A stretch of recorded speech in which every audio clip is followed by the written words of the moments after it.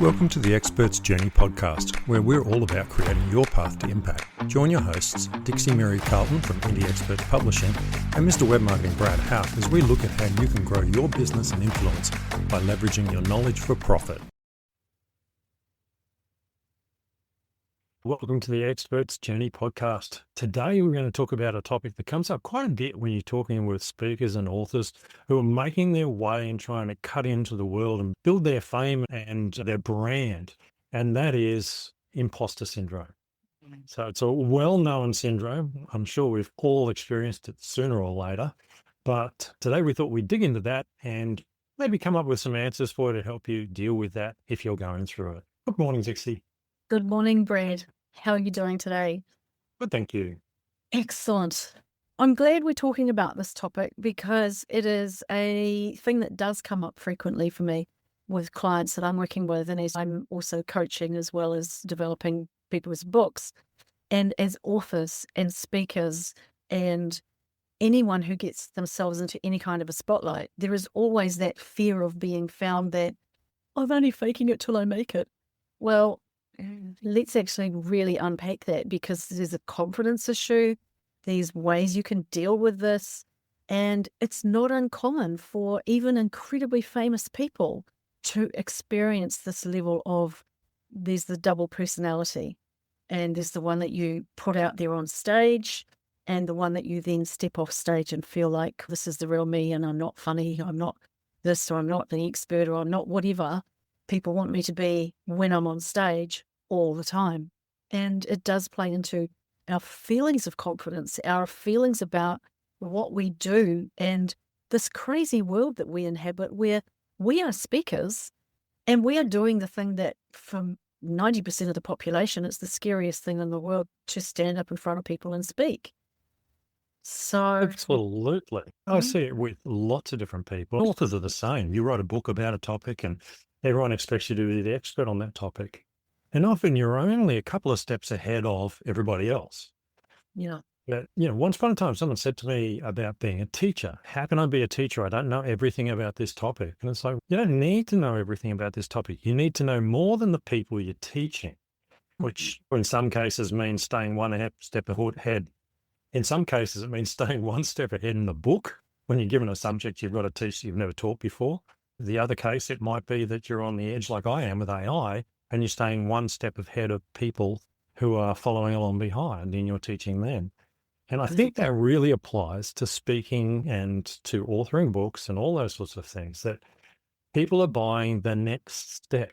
They don't necessarily expect you to be their leader for the rest of their lives. Although also, well, yes, in many cases it's the next step. What we also forget so easily is that for us, what the next step is maybe still 10 steps ahead of the people who are the average level of knowledge in our audience or of our reader base. So, for example, you might know a lot more about AI than what you actually give yourself credit for at times. And when you're thinking about, this is what I need to stay in front of in terms of ahead of the curve, you may actually be a couple of years ahead of what people who are still just late adopters are getting their head around. And if your audience is mostly middle or late adopters, they're going to find what you have to say feels like 10 years ahead of the curve. So when we stop and look at the amount of knowledge that we accumulate through the research we do, the books we write, the number of times we have conversations with our peers in our particular specific industry types or our knowledge sectors, we are constantly gleaning information that the average person doesn't get.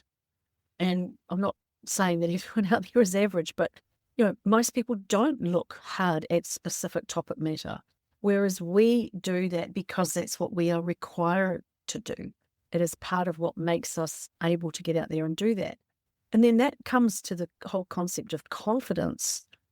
If we're confident in what we know and we're confident in our subject matter, then we should be able to feel confident enough to hold a conversation with pretty much anyone around a table or in a boardroom about what we want to talk about. So why would you not feel confident unless you feel that you are working with people who specifically are streets ahead. Let me give you an example. We've just both been to the Professional Speakers Conference, and there you've got people who are CSPs who have been speaking for 20, 30 years, some people who earn tens of thousands of dollars every time they get booked. And you've also got people who might only earn hundreds of dollars or a handful of thousands of dollars, or are relatively new to it and are so easily intimidated by what they see on the grand stages. Now, we've all been there, and I know that even some of us who have been there for many years still feel overwhelmed or intimidated by the people that we think of as being the grandfathers and the grandmothers of the industry. Now, I look at certain people that were on stage last week and I think, I could never do that. Wow, she's amazing. She just seems to flow with this energy. And I know for a fact that she's someone who gets off stage sometimes and says, was that okay? Yeah, that was great. Are you sure? Yeah. How many times have I heard that? I still get off stage and I'll say to someone, "Don't do okay." The number of people who get sick before they go on stage still is amazing. But, I think you're caught up in those conversations inside your own head where you're like, okay, I've written this about this topic and I've done all this information, but what if someone asks me a question that I can't answer? And that's often people have said to me, that's when they see I'm going to be an imposter because I can't answer their question. But that's not the point. People are always going to be able to ask you questions about a topic because they're coming at it from a different perspective to what you're coming at it as. So you might know this side of the topic really well and not so much on that side, but they're working in that side. So they're going to have different questions. And sometimes getting asked a question is not a bad thing because it opens up the option to learn more, but also gives you the option to realize that maybe there's more areas for you to bring in. Mhm. It's always a learning curve when people ask you questions, for sure. And, there are things that we can do to boost our confidence. And there are a couple of methods that I use specifically for dealing with imposter syndrome. And I teach this quite frequently. But the first thing to do is identify exactly what is going on in your head. Is it really yourself? Is it your imposter syndrome or your inner critic? What's triggered that? One of the things that I like to share with people is if you know you have this inner critic, this voice, this judgment voice, this imposter, identify that being, give it a name, and make sure you understand where he, she, or it comes from. And I call mine Boris, and Boris is a name that I came up with that I thought, I'd never call my child Boris. This is not a name that I would give someone that was cute and cuddly. So Boris is someone that for me always represented the big standover bully kind of person. So I call my imposter syndrome Boris. And I have got to the point where I will say, bugger off, Boris. You don't belong in this conversation in my head. You can step aside. You, as an external entity to me, have no right to stand in judgment of what I'm saying, doing, or about to do, or what I've achieved, etc.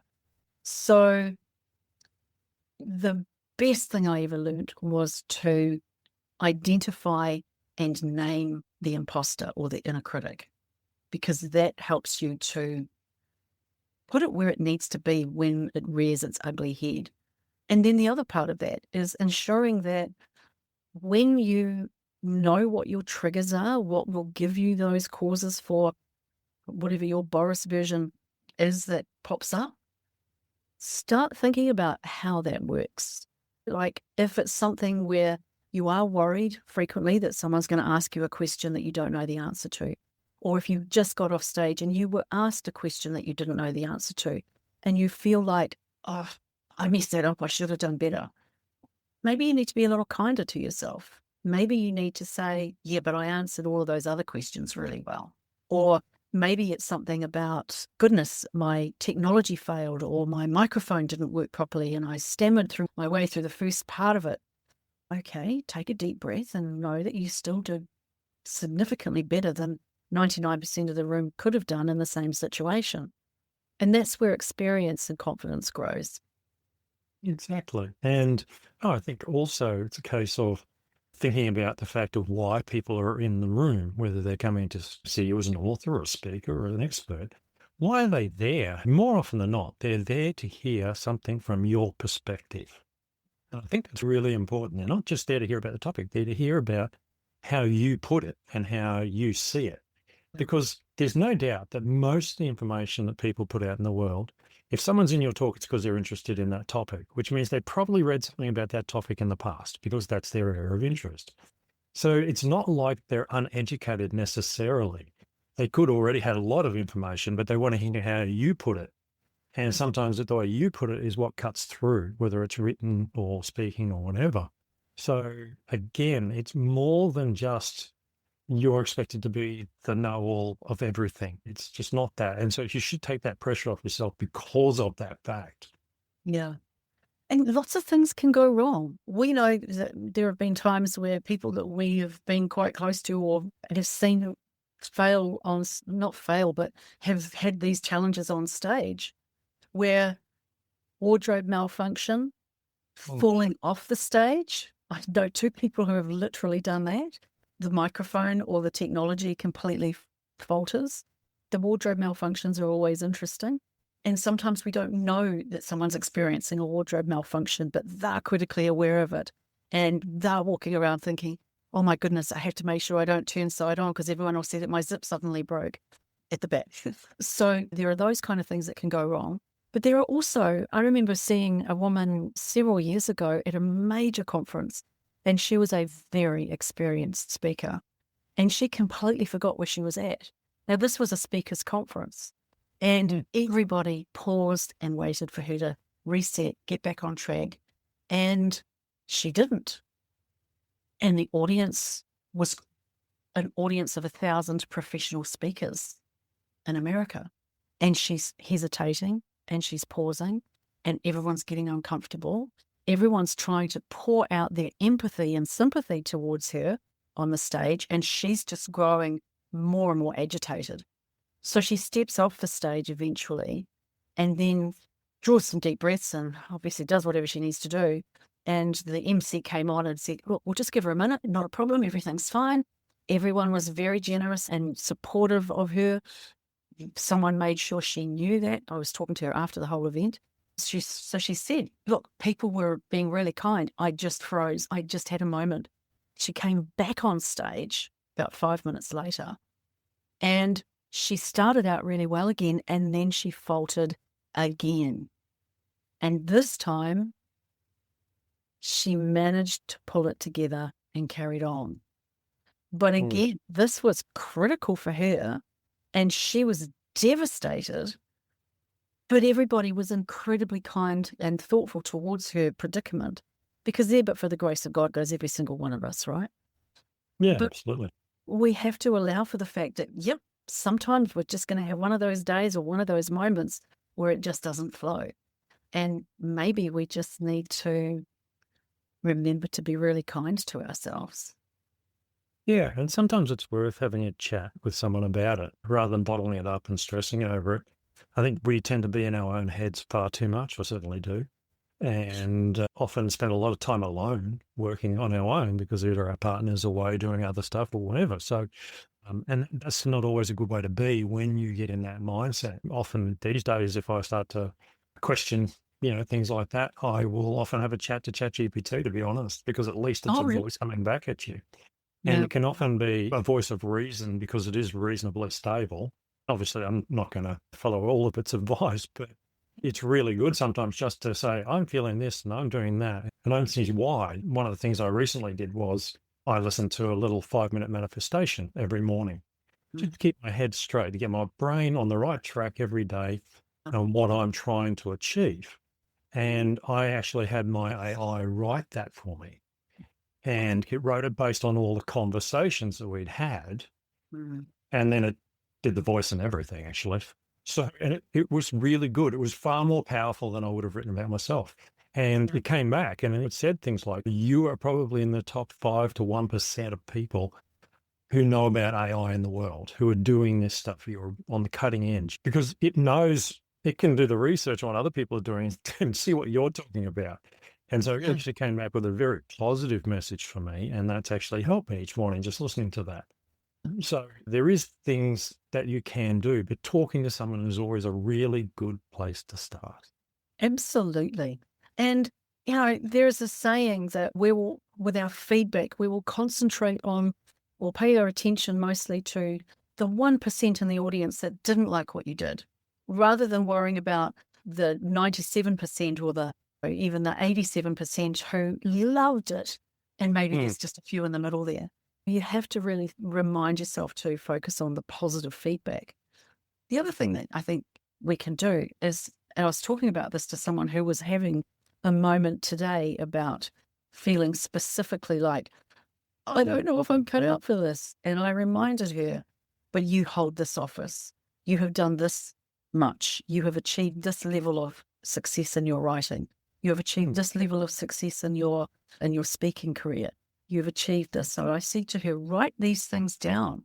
And I think when we write down, or someone encourages us, including ChatGPT, write down with a pen on a piece of paper specifically what you have achieved in the last little while. Put that beside the bed and read it when you first get up in the morning, because you will know that you can own those successes. And it does help you to move past the failures or the feelings of failure. Yeah, often we have those feelings of failure when we feel like we're not achieving what we think we should be achieving. But it's very valuable to look back at what you have achieved, because sometimes you're like, oh, I'm no good, I can't do this. And then you look back and you go, hang on, I've got this and I've got a degree and I did that and I've done a book. And sometimes it's really worth looking back and going, okay, who else has done the answer? Like, not many people. So it's really worth actually having those things and telling yourself occasionally, hey, you're not a failure. You've achieved all these things. You're having a moment. That's okay. You're allowed to have those, but it doesn't mean that you're an imposter. Okay. You are who you are. You're qualified. You wouldn't have been able to do those things if you weren't. So embrace it. Just take a breath. Absolutely. That is a very good piece of advice. So what's your top tip now, after everything we've just unpacked, as we wrap this up? What is your top tip for someone who has just started to think, yes, I want to do the speaking, but I'm so underqualified, or I don't think anyone would listen to me, or I'm not sure if I'm there yet, or someone who's got all of that self-doubt about getting into the speaking industry specifically? I think it's really simple. Get around other speakers. It's one of the reasons why so many people's members of Professional Speakers Australia or global speakers. And it's because if you're around people who do what you do, you talk about it, you're involved in it. And it's a well-known fact. The 5 people you're nearest to are going to set the bar of where you're going. Yeah. I've heard it said a lot of times, but it really is true. When you hang out with other speakers, it encourages you. It gives you someone you can talk to. You can bounce ideas off them. That's definitely where I would start. Yeah, that sounds great. Very cool. My advice would also be find a buddy, someone who you can actually say, this is my mentor, this is the person who will help me because they've gone through it. They'll shine a light for me and teach me maybe how to shine a light for the next person when it's my turn. And it is all about paying it forward. And that the people who understand the need to pay it forward will be the ones who are the most supportive and helpful when you have those moments. Exactly. Well, if this episode has you thinking about writing a book and you're not sure how to shape your ideas, reach out to Dixie at indieexpertspublishing.com. She'll help you turn what's in your head into a clear, compelling book that builds authority.